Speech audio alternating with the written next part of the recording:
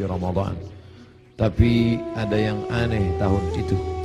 Tahun itu dia i'tikaf selama 20 hari 20 malam. Dia tidak keluar dari Masjid Nabawi. Ada yang aneh, karena yang biasanya 10 hari 10 malam. Kalau kita salat di Masjid Nabawi tepat di mihrab, maka di samping mihrab sebelah kiri ada satu tiang bernama Ustuwanatus Sarir. Sampai hari ini masih tertulis Ustuwanatus Sarir.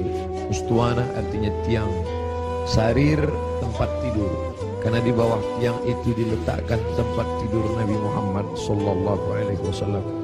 Disitulah Nabi i'tikaf. Di samping Ustuwanatus Sarir ada namanya Ustuwanatul Haris. Tiang Haris artinya penjaga. Disitulah tegaknya penjaga Nabi, yaitu Sayyidina Ali ibni Abi Thalib radhiyallahu anhu. Di Ustuwanatus Sarir itulah sahabat melihat ketika Nabi terjaga dari tidurnya, bangkit dari berbaringnya, nampak berbekas di pundaknya, yaitu bekas anyaman pelepah korma yang dijadikan sebagai alasnya. Lalu sahabat ingin membelikannya kasur yang empuk, firash, permadani yang lembut, tapi Nabi mengatakan itu tak layak bagiku. Biarlah aku berada di atas anyaman pelepah korma ini saja, berbekas di pundak kulit yang lembut. Betapa malunya kita yang melekatkan tubuh ini di atas kain yang lembut. Di bawah kain lembut itu ada kasur yang tebal. Di bawah kasur yang tebal itu ada lagi alas yang tinggi. Lalu kemudian kita meminta kepada Allah, wa adkhilnal jannata ma'al abrar, masukkan kami ke dalam surga bersama orang-orang baik, bersama Nabi Muhammad sallallahu alaihi wasallam. Sementara dia berbekas pundaknya karena beralaskan alas yang keras, pelepah korma yang dianyam yang menjadi alas pundaknya yang lembut. Begitulah kehidupan dia. 20 hari 20 malam dia beriktikaf, tidak keluar sama sekali dari Masjid Nabawi. Ma baina baiti wa mimbari, antara rumahku dan mimbarku raudhatun min riyadil jannah, salah satu dari taman-taman surga. Selesai bulan Ramadan, masuk bulan Syawal. Selesai bulan Syawal, masuk Zulqa'dah. Selesai Zulqa'dah, masuk Zulhijjah.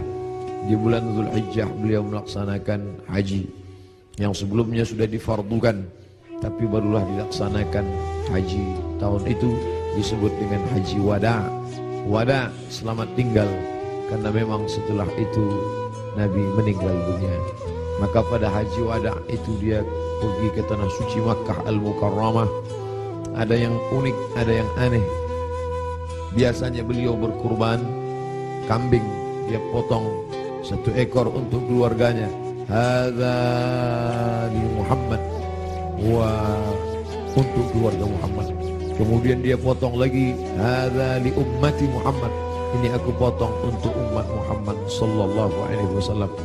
Tapi pada saat tahun itu di Mina, beliau tidak menyembelih 2 ekor, tapi beliau menyembelih dengan tangannya sendiri 63 ekor unta. Tepat pada angka 63 dia berhenti dan dilanjutkan oleh Sayyidina Ali sebanyak 37 ekor. Maka lengkaplah 100 ekor. Tidak ada satupun sahabat yang terpikir ada signal, ada tanda sesuatu tentang mengapa berhenti di angka 63. Setelah meninggal dunia 2 bulan sesudah itu, karena saat itu bulan Zulhijjah, Muharram, Safar, Rabiul Awal, 2 bulan lebih setelah itu barulah semuanya paham mengapa berhenti pada angka 63. Ternyata Nabi tidak ingin satupun tahun hidupnya itu kosong daripada berkurban. Tahun pertama dia potong, tahun kedua sampai 63. Lalu kemudian setelah itu barulah dilanjutkan pemotongan onta itu oleh Sayyidina Ali karramallahu wajhah radhiyallahu anhu. Apa makna di balik itu? Bahwa Nabi tidak ingin ada 1 tahun pun kosong dari kurban. Nabi ingin ada penyembelihan kurban di setiap umur, di setiap usia, di setiap waktu yang dilewati ada penyembelihan kurban. Lagi-lagi ada yang aneh, tidak seperti sebelumnya. Sebelumnya hanya 2 ekor kambing, tapi saat itu dia potong langsung 63 dilengkapkan 37 menjadi 100 ekor. Lalu kemudian sallallahu alaihi wasallam kembali ke kota Al-Madinah Al-Munawwarah, masuk bulan Muharram, masuk bulan Safar, masuk bulan Rabiul Awal. Lalu kemudian beberapa hari menjelang meninggal, Nabi berziarah ke makam Baqi yang ada di samping Masjid Nabawi sebelah kiri menghadap ke arah kiblat. Pulang dari Baqi, beliau merasakan sakit kepala yang amat sangat keras. Itu dia adukan kepada Sayyidatuna Aisyah Ummul Mukminin radhiyallahu anha. Beliau juga mengadukan bagaimana masih terasa sakit, sisa-sisa tertelan racun yang diberikan seorang perempuan Yahudi dulu beberapa tahun yang lalu, 3 tahun yang lalu, tepatnya di tahun ke-7 ketika orang Khaybar mengundang dia di perkampungan Yahudi Khaybar. Di Madinah ada Yahudi Bani Nadir, ada Yahudi Bani Quraidah, ada Yahudi Bani Qainuqa, ada Yahudi Khaybar. Lalu mereka mengundang Nabi ke Khaybar. Mereka tanya, makanan apa yang paling disukai Nabi? Nabi menjawab, makanan yang paling disukai Nabi adalah kaki kambing bagian depan. Lalu mereka sajikan kaki kambing bagian depan itu, karena itu makanan kesukaan Nabi. Rupanya di bagian depan kaki kambing itulah mereka tanamkan racun yang paling sangat banyak, paling berbahaya. Sahabat Nabi yang mengunyah daging kambing itu langsung meninggal di tempat. Nabi SAW sepakat semua ahli sirah bahwa Nabi memasukkan daging kambing itu ke mulutnya, tapi mereka ikhtilaf tentang menelan. Maka segera Jibril alaihissalam memberitahu bahwa ada racun. Nabi memuntahkannya keluar, tapi ada beberapa tetes air liur masuk ke dalam. Kenapa itu terjadi? Bukankah Allah menjaganya? Bukankah malaikat mendapatkan wahyu, mendapatkan ilham, mendapatkan pesan untuk menjaga Nabi? Kenapa bisa terjadi? Hikmah di balik itu menurut ahli sirah, Allah ingin menyempurnakan nikmat kepada Nabi Muhammad sallallahu alaihi wasallam, bukan hanya sebagai nikmat penutup para nabi dan rasul, tapi juga nikmat sebagai mati sebagai seorang syahid. Dia sudah cukup penutup nabi dan rasul, tapi Allah lengkap, tak ingin hanya sebagai penutup nabi rasul, dia juga meninggal sebagai seorang syahid karena meninggal akibat racun yang tertelan di Khaybar. Aku masih merasakan sisa-sisa racun itu, wahai Aisyah. Lalu kemudian Nabi SAW sempat mengalami kehilangan kesadaran. Lalu sahabat mengambilkan air yang disimpan di dalam khirbah kulit kambing yang dijahit, sampai tidak keluar air dari kulit kambing itu karena ketat jahitannya. Lalu kemudian disiramkan ke wajah Nabi Muhammad sallallahu alaihi wasallam. Ketika air itu disiramkan ke wajah Nabi, Nabi pun tersadar. Dan saat Nabi tersadar, apa yang dia inginkan? Biasanya orang kalau sudah pingsan, dia inginkan makanan, dia inginkan kenikmatan, dia inginkan sesuatu. Tapi Nabi SAW menginginkan solat berjamaah, dibawa ke Masjid Nabawi. Tapi saat itu keadaannya lemah, kakinya terseret, dia dipapah oleh sahabat Nabi, oleh Sayyidina Ali radhiyallahu an bersama Fadl ibnu Abbas. Satu di sebelah kiri, satu di sebelah kanan. Mereka memegang tangan Nabi, kedua tangan Nabi di pundak Ali dan Fadl. Kedua ini adalah saudara, seperti saudara kandung. Nabi anak tunggal sendirian. Dia tidak punya saudara kandung, tapi ayahnya punya saudara kandung. Ayah Nabi bernama Abdullah. Abdullah punya saudara bernama Abbas. Abbas punya anak laki-laki, itulah dia Fadl bin Abbas. Abdullah punya saudara kandung bernama Abu Talib. Abu Talib punya anak laki-laki bernama Ali. Ayah mereka adik-beradik kandung. Abdullah, Abbas, Abu Talib. Abu Talib punya anak Ali, Abdullah punya anak Muhammad, Abbas punya anak Fadl. Ketiga anak laki-laki ini bersaudara kandung, satu nasab dengan datuk mereka Abdul Muttalib. Abdul Muttalib anak Hashim, Hashim anak Abdi Manaf, Abdi Manaf anak Qusay, keturunan Kilab Lu'ay Fihir, cucu cicit daripada Ismail, anak kandung Ibrahim alaihissalam. Maka pada saat itu saudara yang seperti kandung ini memapah Nabi, membawa ke Masjid Nabawi. Nabi tetap tidak meninggalkan sholat berjamaah. Sampai pada akhirnya beliau tidak lagi sanggup mampu untuk membimbing sholat berjamaah. Maka beliau minta Sayyidina Abu Bakr As-Siddiq radhiyallahu an untuk membimbing sholat berjamaah. Itulah muncul ijtihad sahabat. Mengapa yang menjadi khalifah setelah Nabi itu Abu Bakar? Kenapa bukan Umar? Karena ada signal seperti semacam pemberitahuan secara rahasia bahwa setelah Nabi meninggal kepemimpinan akan jatuh pada Abu Bakar Siddiq. Karena imamah ada dua, imamatun sughra, imam kecil, imam salat, imamatun kubra, imam besar, pemimpin negeri. Kalau sudah imam kecil pemimpin salat, menunjukkan tanda itu juga menjadi imam besar, imam pemimpin negeri. Maka ketika Abu Bakar Siddiq yang diminta sebagai pengganti imam saat Nabi sakit, seolah-olah seperti signal pertanda Nabi memberikan ridha. Nanti setelah meninggal Abu Bakar Siddiqlah yang akan memimpin kepemimpinan politik. Maka berbaiatlah sahabat setelah Nabi SAW meninggal.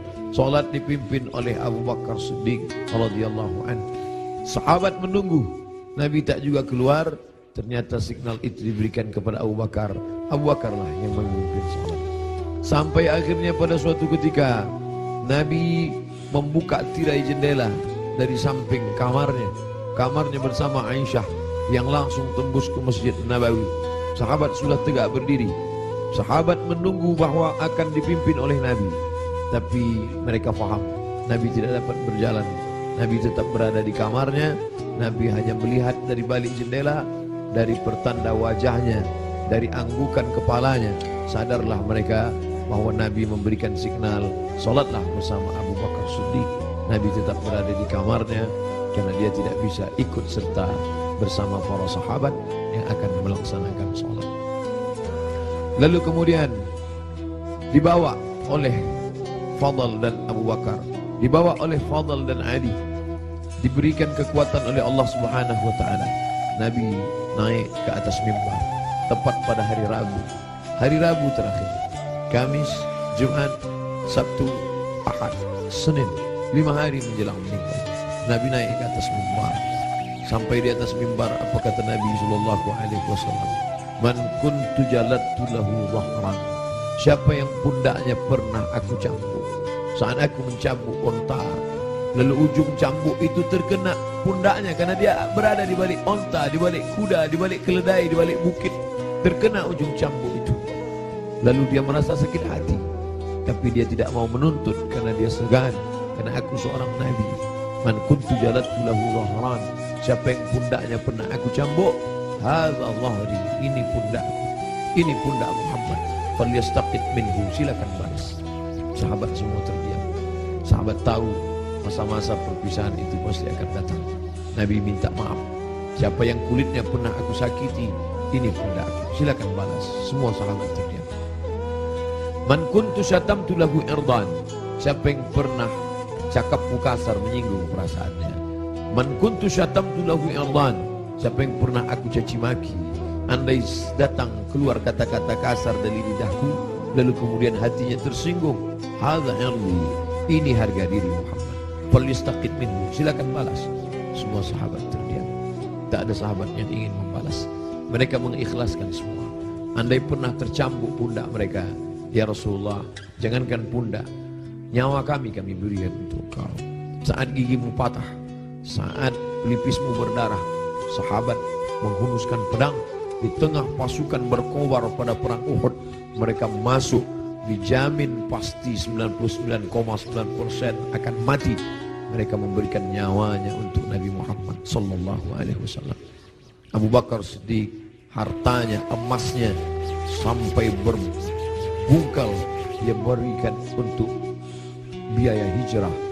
Jangankan nyawa, jangankan harta, semua kami berikan untukmu ya Muhammad. Semua sahabat terdiam.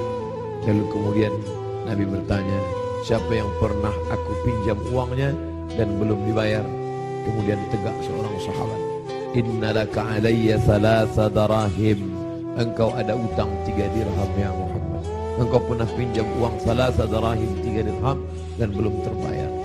Apa kata Nabi kepada Fadl? Fadl duduk di samping mimbar. Idfa ya Fadl, bayarkan wahai Fadl. Bayar 3 dirham kepada dia. Fadl segera membayarkan 3 dirham karena Nabi tidak ingin tertinggal 3. Kalau pernah tersakiti fisik, pipi yang tertampar, rambut yang tertarik, kulit yang terluka, jangan sampai kita bawa mati menghadap Allah. Kalau pernah ada hati yang tersakiti, jangan sempat ada hati orang yang sakit, maka mintalah maaf. Itu yang ditunjukkan oleh Nabi Muhammad sallallahu alaihi wasallam. Lalu kemudian hutang piutang, walaupun mati syahid, orang mati syahid tidak akan merasakan sakaratul maut. Orang yang mati syahid tidak akan merasakan azab kubur. Orang yang mati syahid tidak akan merasakan hisab. Orang yang mati syahid langsung masuk surga. 4 keutamaan mati syahid. Illa dain, kecuali hutang piutang. Nabi Sayyidul Anbiya wal Mursalin pun tidak ingin ada hutang piutang. Maka dia minta kepada Fadl, idfa' ya Fadl, bayar wahai Fadl. Fadl membayar. Tapi sahabat sudah merasa tidak enak hati. Mereka sudah tahu detik-detik perpisahan itu tak akan lama lagi. Tanda-tanda itu sudah mereka rasakan sejak dari Ramadan, sejak dari haji, sejak dari Zulqa'dah, sejak dari Zulhijjah, sampai Muharram, sampai Safar, sampai ketika beliau berziarah. Tiba-tiba beliau pergi berziarah bersama para sahabat ke Bukit Uhud. Di bawah Bukit Uhud beliau ucapkan salam kepada syuhada Uhud. Assalamualaikum bi ahli diyar minal mu'minin wa inna insyaallah bikum lahiqun. Insyaallah kami akan menyusul kamu wahai syuhada Uhud. Nas'alullah lana wa lakumul afiyah. Sahabat mengerti, nampaknya seperti ucapan perpisahan, seakan-akan ucapan wada. Nabi akan meninggalkan mereka tak lama lagi. Lalu kemudian sampailah mereka melihat sakitnya Nabi. Akhirnya dia terbaring dan dia memilih kamar bersama Aisyah, karena kamar itulah yang paling dekat dengan mihrabnya, hanya lebih kurang 22 meter saja. Di sini mihrabnya, di samping mihrab mimbarnya, di samping kiri menghadap ke kiblat, disitulah kamarnya. Antara jarak yang begitu dekat. Biasanya Bilal mengetuk pintu karena Nabi salat qabliyah di kamar. Nabi tidak salat qabliyah di dalam masjid. Nabi salat qabliyah di kamar. Bilal biasanya mengetuk pintu, bertanya, sudah bolehkah iqamat wahai Rasulullah? Kalau Rasulullah mengatakan aqimis salah, iqamatlah Bilal. Barulah Bilal berani, Allahu Akbar, Allahu Akbar, asyhadu an la ilaha illallah, asyhadu anna Muhammadar Rasulullah, hayya 'alas salah, hayya 'alal falah, qad qamatis salah, qad qamatis salah, Allahu Akbar, Allahu Akbar, la ilaha illallah. Tapi hari itu tidak ada signal dari Nabi, karena Nabi berada di kamar. Dipapah pun tak juga sanggup berdiri. Sampai akhirnya datanglah Sayyidatuna Fatimah masuk ke dalam kamar Nabi sallallahu alaihi wasallam. Nabi membisikkan sesuatu ke telinga Fatimah. Fatimah tersenyum. Nabi membisikkan sesuatu ke telinga Fatimah. Fatimah bersedih. Kelihatan dari raut wajah Fatimah ada sesuatu yang tidak menyenangkan. Nabi berbisik sesuatu ke telinga Fatimah. Fatimah tersenyum. Di saat yang sama terlihat wajahnya seperti gembira mendengar sesuatu. Setelah itu berlalu, lalu Aisyah bertanya kepada Fatimah, apa yang dibisikkannya wahai Fatimah? Kata Fatimah, tak lama lagi saya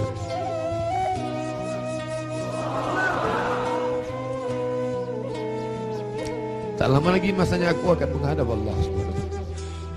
Inilah masa-masa terakhir. Aku akan bersama dengan kalian.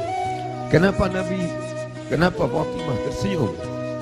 Karena Nabi berbisik, engkau adalah orang pertama yang akan menyusul di antara keluarga. Engkau adalah orang pertama yang akan bersama dengan engkau. Engkau adalah orang pertama yang akan menyusul aku dari keluargaku.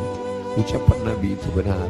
Tidak ada yang lebih daripada itu, bahwa setelah Nabi SAW meninggal 6 bulan lamanya, tak lama, hanya 6 bulan saja setelah itu, Sayyidatuna Fatimah menyusul Nabi Muhammad SAW. Anaknya dikatakan Nabi, Innal Hasan wal Husain Sayyida Syababi Ahlil Jannah. Sesungguhnya Sayyidina Al-Hasan, Sayyidina Al-Husain adalah 2 pemimpin pemuda surga. Pemuda-pemuda yang salat subuh ini, pemuda-pemuda ahli surga ini akan dipimpin oleh Sayyidina Al-Hasan, Sayyidina Al-Husain. Fatimah Sayyidatu Nisa'i Ahlil Jannah, perempuan-perempuan yang hadir di majlis ilmu ini, perempuan-perempuan salihah yang hidup bersama kita saat ini, mereka akan masuk surga dipimpin oleh Sayyidatu Nisa'i Ahlil Jannah, yaitu Khadijah, yaitu Sayyidatuna Fatimah, buah pernikahan Nabi dari Sayyidatuna Khadijah Al-Kubra. Itu yang membuat Fatimah tersenyum. Bagaimana rasanya ketika kebahagiaan bersatu dengan kesedihan? Satu sisi merasa bersedih karena akan berpisah dengan Nabi, tapi ternyata perpisahan itu tidak lama, Fatimah. Perpisahan itu tidak lama, Fatimah. Hanya sekedar 6 bulan saja. Setelah itu engkau akan menyusul. Engkau akan menyusul. Allahumma salli ala Sayyidina Muhammad. Allahumma salli ala Sayyidina Muhammad. 14 abad yang lalu kisah itu terjadi, tapi seakan-akan kita bersama dalam ruangan itu, bersama Aisyah, bersama Fatimah. Mudah-mudahan kesusahan kita ini akan membuat kita dekat dengan Nabi SAW. Tidak ada yang bisa menguatkan jiwa kita selain daripada takbir Allahu Akbar. Jangan biarkan jiwa ini larut bersama kesedihan. Tidak layak untuk sedih, karena orang-orang beriman dia mesti kuat. Allah bersama dia, Rasulullah SAW selalu bersama dia. Kita tetap berselawat, kita tetap agungkan Allah. Mengapa kita mesti rapuh? Mengapa kita mesti bersedih? Orang beriman itu, ala inna awliya Allah, ketahuilah wali-wali Allah, orang-orang yang menolong agama Allah, la khaufun alaihim wa lahum yahzanun. Tak ada takut dalam hati mereka, tak ada takut dalam jiwa mereka. Wa lahum yahzanun, mereka tidak bersedih hati. Yang tidak boleh hanya memukul-mukul pipi, menarik-narik kantong, menarik-narik rambut, menyobek-nyobek baju. Laisa minna man darabal khudud wa syaqqal juyub. Siapa yang memukul pipi, siapa yang menarik rambut, siapa yang merobek kantong, bukan umat Muhammad sallallahu alaihi wasallam. Adapun meneteskan air mata ketika anaknya Ibrahim meninggal dalam usia 18 bulan. 18 bulan umur anak kesayangan itu meninggal, meleleh air mata Nabi. Kenapa engkau menangis ya Rasulullah? Ama tarda ya Rasulullah? Apakah engkau tidak ridha atas ketetapan Allah ini? Aku ridha, kata Nabi. Lalu kalau ridha, kenapa engkau menangis? Ungkapan kasih sayang. Air mata ungkapan kasih sayang. Kita bukan marah kepada Allah, kita bukan tidak senang. Ini bukan niyahah, ini bukan ratapan, ini bukan majelis ratapan. Ratapan adalah sumpah serapah. Mengapa anakku yang meninggal? Mengapa menantuku yang meninggal? Mengapa suamiku yang meninggal? Kita tidak meratap. Majelis ratapan dicela, dimurkai oleh Allah dan Rasulullah. Kita tidak meratap. Ini air mata kesedihan, ini air mata kasih sayang. Selama mulut tidak menyumpah serapah. Da'wurna, kata Nabi, ketika ada beberapa perempuan yang menangis bersama Nabi berjalan, Sayyidina Umar radhiyallahu anhu. Lalu apa kata Umar? Da'wurna, biarkan mereka menangis. Ungkapan kasih sayang. Selama tangan tidak memukul pipi, selama tangan tidak menarik rambut, selama mulut tidak berkata sumpah serapah, maka biarkan. Bahkan ketika Nabi memegang jenazah Uthman ibnu Maz'un, menetes air mata Nabi, jatuh ke pipinya, jatuh ke janggutnya, jatuh ke bawah sampai ke wajah Uthman bin Maz'un, menunjukkan air mata itu banyak. Nabi menangis. Nabi hatinya lembut. Menangis adalah ungkapan kasih sayang. Menangis adalah ungkapan kesedihan. Menangis adalah ungkapan keridhaan. Menangis adalah ungkapan melepaskan jiwa yang tertahan, tapi kita tidak larut dalam tangisan itu. Nabi berbaring, lalu kemudian ditutupi wajahnya, ditutupi dengan kain, tapi perlahan dia bukakan, sampai akhirnya tangan itu tidak bisa bergerak. Lalu kemudian Sayyidatuna Aisyah radhiyallahu anha membacakan Al-Fatihah. Bismillahirrahmanirrahim. Alhamdulillahirabbil alamin. Arrahmanir rahim. Maliki yaumiddin. Iyyaka na'budu wa iyyaka nasta'in. Ihdinas siratal mustaqim. Shiratal ladzina an'amta 'alaihim ghairil maghdubi 'alaihim waladdallin. Dibacakannya qul huwallahu. Bismillahirrahmanirrahim. Qul huwallahu ahad, Allahus samad, lam yalid wa lam yulad wa lam yakul lahu kufuwan ahad. Qul huwallahu ahad, Allahus samad, lam yalid wa lam yulad wa lam yakul lahu kufuwan ahad. Qul huwallahu ahad, Allahus samad, lam yalid wa lam yulad wa lam yakul lahu kufuwan ahad. Dibacakannya qul a'udzu falaq, qul a'udzu bil falaq, min syarri ma khalaq, wa min syarri ghasiqin idza waqab, wa min syarri naffatsati fil 'uqad, wa min syarri hasidin idza hasad.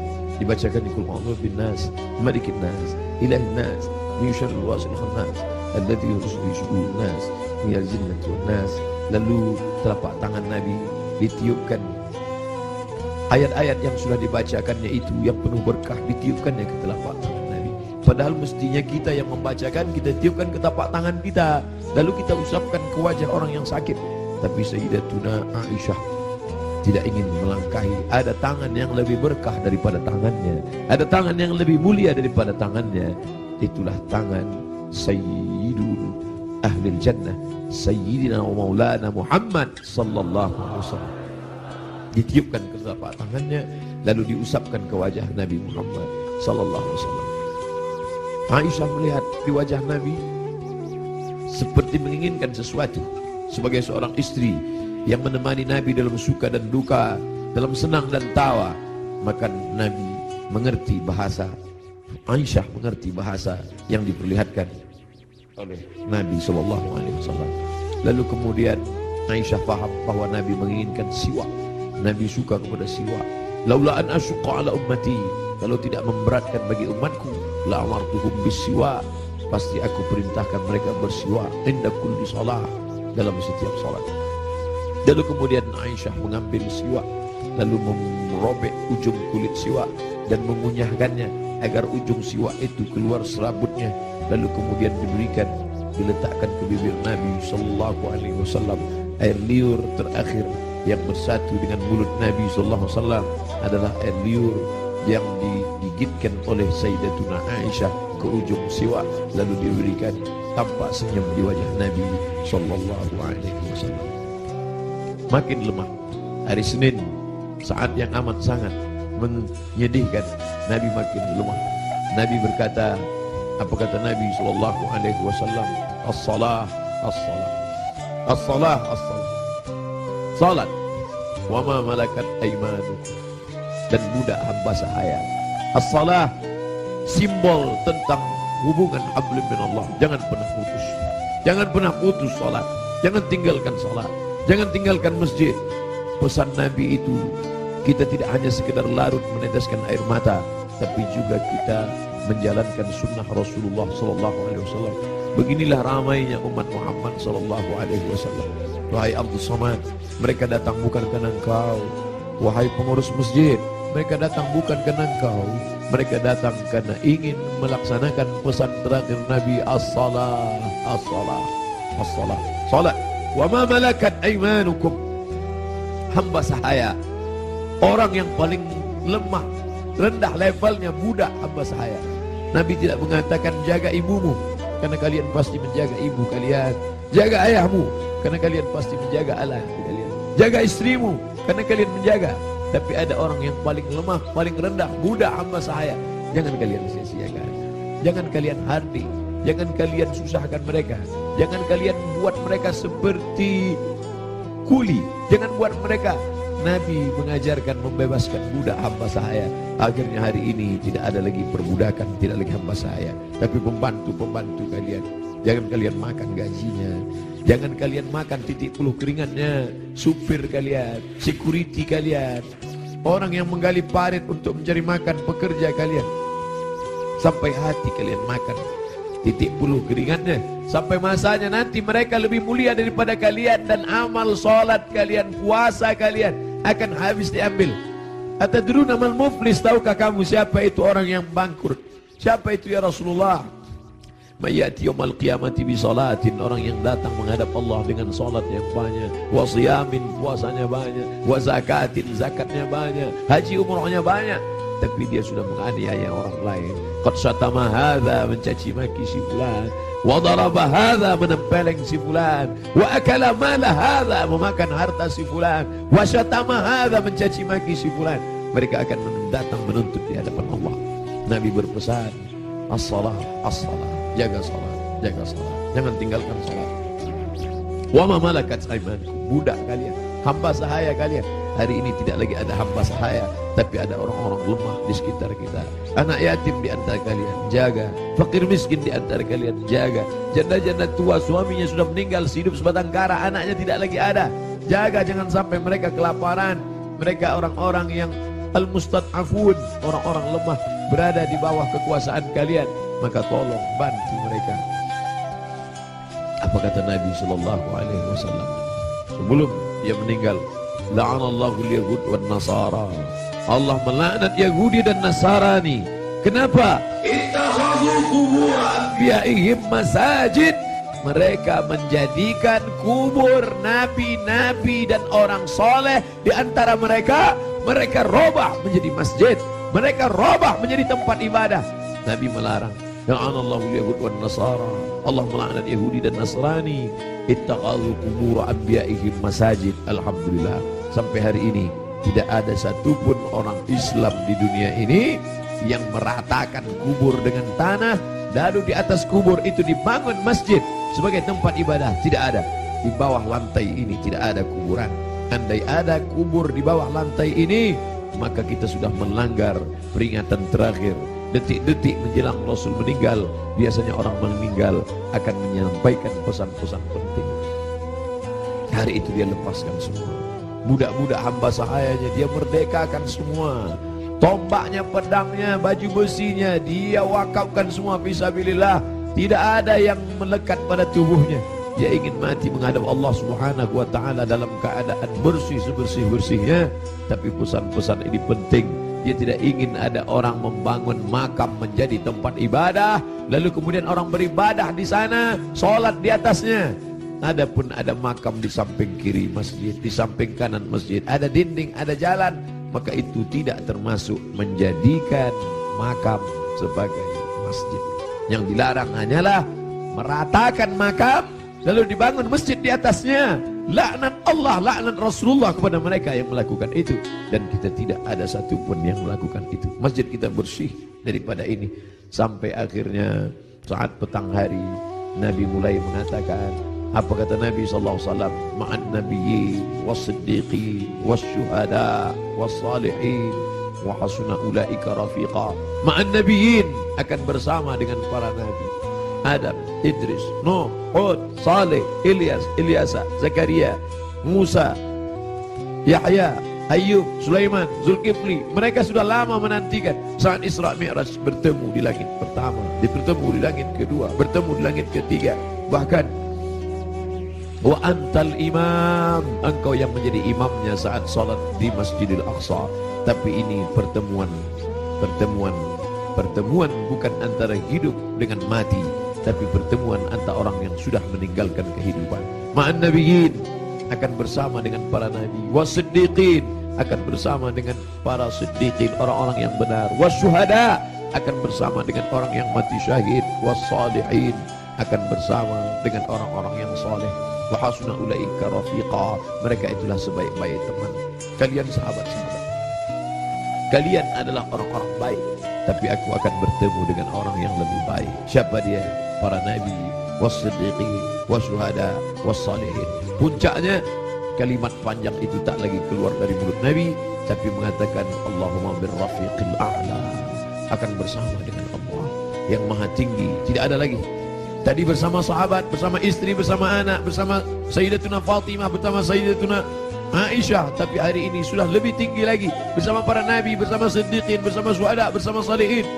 Tapi setelah itu hanya tinggal satu, Allahumma birrafiqil a'la, bersama Allah Subhanahu wa taala. Nampak perlahan roh itu keluar dari jasad Nabi SAW. di kamar yang agung dan mulia, di tempat yang mulia antara kamar itu dan mimbar. Ma baina baiti wa mimbari raudhatun min riyadil jannah. Meninggallah Nabi Muhammad sallallahu alaihi wasallam.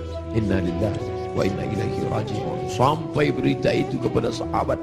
Ada sahabat yang tak tahan, mangkat tersedak sampai ke kerongkongan. Tapi berita itu sampai kepada Sayyidina Umar bin Khattab. Umar orang yang amat sangat hebat. Sebelum Umar masuk Islam, tidak ada orang yang berani membaca Al-Quran dengan suara keras. Semuanya bersembunyi. Tapi begitu Umar masuk Islam, orang berani. Begitu juga respon kepada Umar. Begitu sampai berita kepada Umar, wahai Umar, Nabi Muhammad SAW sudah meninggal, wahai Umar. Umar mencabut pedangnya. Man qala inna Muhammadan qad mata. Siapa yang mengatakan Muhammad mati, akan aku pancung kepalanya, kata Umar. Siapa yang berani mengatakan Muhammad mati, akan aku pancung kepalanya, kata Umar. Saat itu datang Abu Bakar Siddiq. Datang Abu Bakar Siddiq membacakan ayat, wa ma Muhammadun illa rasul. Wa ma Muhammadun illa rasul. Muhammad bukan Tuhan. Muhammad hanyalah seorang rasul. Qad khalat min qablihi rusul. Sebelum dia dulu sudah ada rasul-rasul. Ada Adam meninggal. Ada Idris meninggal. Ada Nuh meninggal. Ada Ayub meninggal. Ada Zulkifli meninggal. Ada Musa meninggal. Ada Harun meninggal.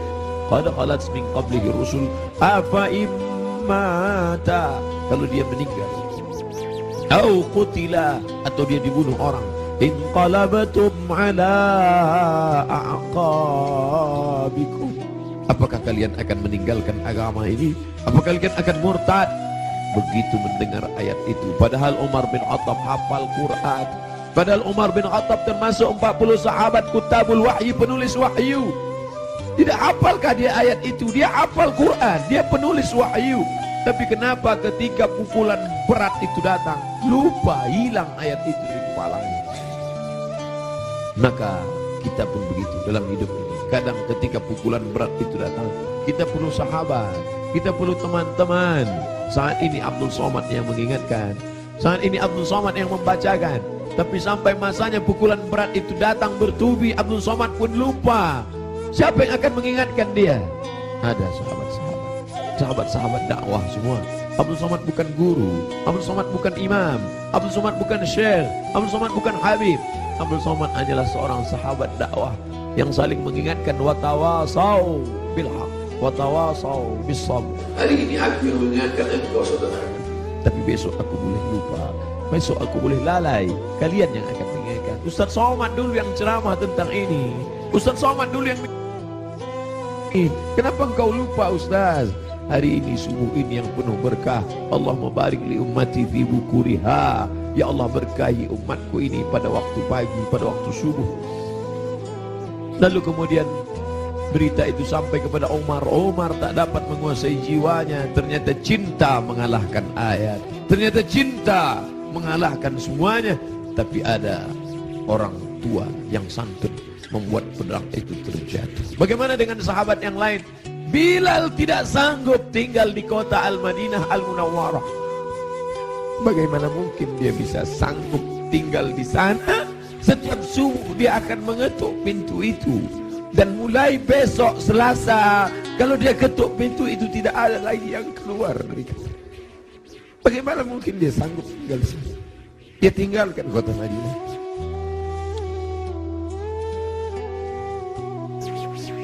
Bilal tak sanggup memandangkan azan. Bilal pergi ke negeri Syam. Dia tinggalkan kota Al-Madinah Al-Munawwarah. Dia pergi ke negeri Syam. Sampai akhirnya Anas bin Malik pergi pindah ke Basrah. Anas bin Malik sahabat yang terakhir meninggal di Basrah tahun 93 tahun 94 Hijrah. Mereka tidak sanggup. Mereka tidak sanggup tinggal di sana. Sebagian sahabat menetap karena kekuatan iman, kekuatan cinta. Tapi sebagian sahabat juga harus menghindar jauh karena kerinduan yang begitu mendalam. Sampai akhirnya Bilal tetap menetap di sana. Sampai akhirnya Umar merasa perlulah Bilal kembali sekali-sekali. Datanglah Bilal ke kota Al-Madinah Al-Munawwarah. Aku tidak sanggup, kata Bilal. Bagaimana aku akan mengumandangkan azan di sana? Yang biasanya kalau aku mengumandangkan azan, setelah itu aku iqamah. Kalau aku iqamah ada yang keluar dari kamar itu. Nanti kalau aku iqamah tidak ada yang keluar dari sana. Tidak sanggup aku. Sampai akhirnya datang Sayyidina Al-Hasan, Sayyidina Al-Husain. Bilal tidak sanggup menolak. Ini yang meminta adalah cucu Nabi Muhammad sallallahu alaihi wasallam. Datanglah Bilal ke kota Al-Madinah. Kami tahu cintamu kepada Nabi luar biasa. Kami tahu engkau bersama dengan Nabi sallallahu alaihi wasallam. Kami tahu bahwa engkau amat sangat kagum besar cintamu. Tapi datanglah. Bilal tak sanggup menolak. Yang akan dia temui ini bukan orang biasa, tapi cucu yang mengalir darahnya dalam darah mereka. Maka dia datang. Hari itu Bilal datang ke kota Al-Madinah. Bilal mengumandangkan azan subuh. Terdengar suara Bilal, Allahu Akbar, Allahu Akbar. Sahabat mendengar suara yang tak pernah mereka dengar. Itu suara orang yang dulu ketika azan berkumandang pasti Nabi akan keluar. Kalau begitu Nabi hidup lagi, kata mereka. Itu dulu suara, dulu sudah lama kami tak mendengar suara itu. Berarti dia sekarang sedang berada di Madinah. Berarti dia sedang datang sekarang. Kami ingin mendengarnya. Kami ingin ramai sahabat Nabi datang berbondong-bondong. Ramai mereka datang ke Masjid Nabawi karena mereka yakin dan percaya kalau suara itu keluar Nabi pasti akan datang. Tapi ternyata tidak. Ketika Bilal mengumandangkan azan, mereka hanya berjumpa dengan Bilal. Mereka hanya berjumpa dengan Sayyidina Husain, cucu Nabi sallallahu alaihi wasallam. Kita tak pernah bersedih. Kita tak pernah bersedih. Kita hanya mengucapkan setiap hari Assalamu alayka ayyuhan nabiyyu wa rahmatullahi wa barakatuh. Nanti kalian akan minum dari telaga itu. Nabi naik ke atas mimbar, aku lihat ada telaga, kata Nabi. Ada telaga Haud dan kalian akan minum di sini. Siapa yang minum dari sana ya Rasulullah? Ikhwani, ikhwani, saudaraku akan minum dari sana. Kamikah itu ya Rasulullah? Enggak. Antum ashabi, kalian sahabat. Kalian sahabat. Kalian sahabat. Yang akan minum nanti di sini ikhwani. Siapa itu ya Rasulullah? Amanu bi wa lam yarawni. Mereka beriman kepadaku padahal tak pernah melihat aku. Mudah-mudahan kita termasuk di sana. Aku bukan orang Arab. Aku tidak Quraisy. Aku tidak pernah bersamanya. Tapi aku berharap, kita semua berharap 14 abad jarak kita dengan dia. 1439 tahun yang lalu jarak kita dengan dia. Dia sudah memikirkan kita. Patah giginya, berdarah pelipisnya, berdarah kakinya. Sahabat berkata, engkau punya doa mustajab ya Rasulullah. Engkau punya doa makbul ya Rasulullah. Kau doa sekali saja rata mereka dengan tanah. Kau doa sekali saja mati mereka ya Rasulullah. Mintakan doa itu ya Rasulullah. Allahumma salli ala Sayyidina Muhammad. Sekali saja engkau berdoa ya Rasulullah, akan mati mereka semua. Kata Rasulullah, tidak. Doa itu aku simpan. Untuk siapa? Untuk kalian nanti di padang mahsyar. Aku simpan doa itu syafaatan li ummati. Dia pikirkan kita 14 abad yang lalu. Apa yang kita lakukan untuk agamanya ini? Apa yang sudah kita buat? Orang-orang kaya, tolonglah agama Allah ini. Kalian dirikan MDA. Tolong fakir miskin. Air mata tidak cukup untuk menolong agama Rasulullah SAW. Pemimpin-pemimpin, raja-raja, sultan-sultan, kalian semua akan mati menghadap Allah. Satu-satunya syafaat hanyalah syafaat Rasulullah SAW. Sungguh ini, bapak-bapak dari kepolisian, bapak-bapak dari TNI, hadirin hadirat sekalian, kita semua insya Allah mendapat syafaat Nabi Muhammad SAW. Cinta kita mendalam. Abdul Somad, kau bukan siapa-siapa. Mereka mendengar kau bicara karena yang keluar dari mulutmu itu hanyalah sabda Rasulullah SAW. Kau hanya meminjam kemuliaannya. 0,001% yang dipinjamkannya ke mulutmu, kau hanya cerita tentang dia. Mereka sayang kepadamu karena dia. Allahumma salli ala Sayyidina Muhammad. Kami cinta kepada Allah, kata Yahudi. Kami cinta kepada Allah, kata Nasrani. Kami cinta kepada Allah. Qul, katakan, in kuntum tuhibbunallah, kalau memang betul kalian cinta kepada Allah, fattabi'uni, ikuti aku. Tidak ada yang diterima di akhirat kecuali orang yang mengikuti Muhammad. Asyhadu an la ilaha illallah wa asyhadu anna Muhammadan Rasulullah. Kerinduan kita kepada dia. Mereka dulu mencium wajahnya, mereka dulu mencium tapak tangannya. Apa kata Anas bin Malik, orang yang paling beruntung itu? Khadimtun Nabi 10 sinin, aku melayani dia 10 tahun lamanya. Sendalnya aku bawakan, air wuduknya aku siapkan, aku berjalan di belakangnya, aku cium tapak tangannya, lebih harus dari sutra, lebih harum, atyabu min rihil miski, lebih harum dari semerbak kasturi. Kami tidak seberuntung engkau Anas bin Malik, tapi kami ingin ikut bersamanya, dan kami ingin minum di telaga itu bersama Rasulullah sallallahu alaihi wasallam. Siapa yang minum di telaga ini, la yadma'u fiha abadan, tidak akan haus untuk selamanya. Selamatkan anak-anak cucu kami ya Allah, jangan sampai beralih akidah kepada yang lain. Kerinduan kita kepadanya hanya dapat kita lakukan dengan 1, dengan 2, dengan 3. Tolong agamanya, tolong agamanya. Dan kita berbanyak selawat. Asal datang rindu dalam hati selawat. Allahumma salli ala Sayyidina Muhammad wa ala ali Sayyidina Muhammad. Tapi dia juga masih punya keturunan-keturunan. Ada keturunan-keturunan itu tetap terjaga. Para habaib kita, Habib Omar bin Hafuz, para ahli bait yang ahlu sunnah wal jamaah, ahli bait yang mencintai Omar tapi juga mencintai Ali, ahli bait yang mengagungkan Ali tapi juga tidak mencaci maki Abu Bakar, Omar, Uthman. Karena ada juga yang mencaci maki Abu Bakar, Omar, Uthman. Ikutlah ahli bait, ikutlah keturunan Rasulullah sallallahu alaihi wasallam yang tidak membeda-bedakan antara sahabat. Mereka tetap berkata Abu Bakar Siddiq radhiyallahu an, Umar ibn Khattab radhiyallahu an. Para habaib, Habib Ahmad Al-Kaf, Habib Jindan, Habib Zaid ibn Sumaid, para habaib yang tak mungkin saya sebutkan satu persatu. An asila ila qarabati Rasulillah sallallahu alaihi wasallam, menyambung hubungan dengan para habaib keturunan Rasulullah. Ahabbu ilayya, lebih aku cintai min an asila ila qarabati, daripada menyambung hubungan dengan kerabatku sendiri.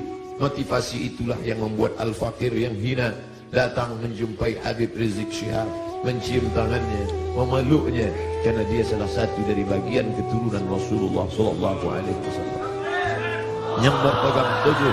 yang berpegang teguh kepada ahlu sunnah wal jamaah. Kita muliakan mereka bukan hanya sekedar darahnya mengalir dalam darah mereka, darah Nabi ada dalam darah mereka, tapi juga karena mereka memperjuangkan syariat datuk mereka. Kita ikut bersama mereka. Yang kita inginkan adalah kita semua bersama, anak, istri, keturunan, cucu, cicit, sahabat, kerabat, jamaah, bersama dengan Nabi Muhammad sallallahu alaihi wasallam.